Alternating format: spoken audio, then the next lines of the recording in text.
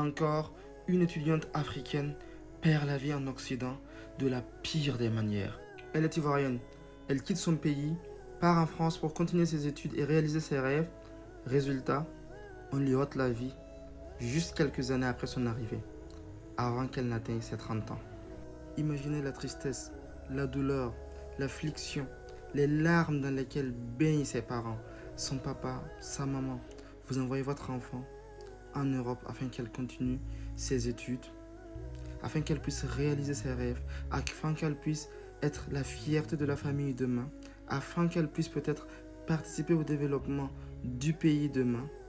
Mais non, votre fille, malheureusement, sera assassinée et vous ne la reverrez plus jamais.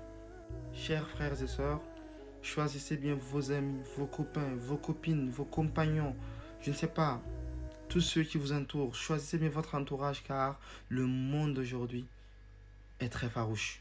J'ai pas l'habitude de faire les vidéos à cette heure, ni de raconter les vécus des gens ou les histoires des gens, mais je trouve que ça vaut le coup.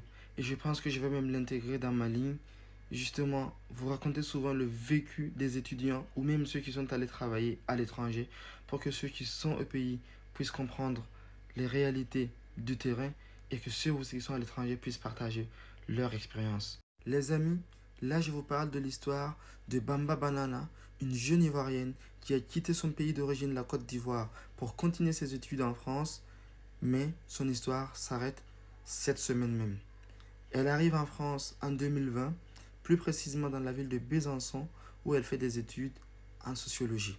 Malgré que ce soit un domaine assez bouché, où il y a peu de travail, dans le monde francophone de façon générale, et en France précisément, à travers sa résilience, à travers son abnégation, à travers son travail, à travers le fait qu'elle soit brillante, elle arrive à décrocher un CDI après ses études. Elle commence à travailler. Et plus précisément, c'était à Paris maintenant son travail. Elle quitte Besançon pour Paris. Tout le monde était content. Sa famille est fière. L'enfant est allé continuer ses études. Elle a obtenu son diplôme. Elle a fini ses études. Elle a commencé à travailler convenablement. Les amis, à l'heure où je vous parle, Bamba Banana n'en est plus. Figurez-vous que le 1er mai 2025, elle a été retrouvée morte, égorgée, dans la chambre de son ex-compagnon. Dans la chambre de son ex, avec 2 couteaux et son téléphone déposé à côté. Oui, qu'est-ce qu'on peut dire? Que justice soit faite pour elle. Mais la liste s'enchaîne. On en a vu une il n'y a pas longtemps au Canada. Avant ça, en Turquie. Avant ça, en France et dans d'autres pays. Et même en Afrique du Nord, en Tunisie, etc.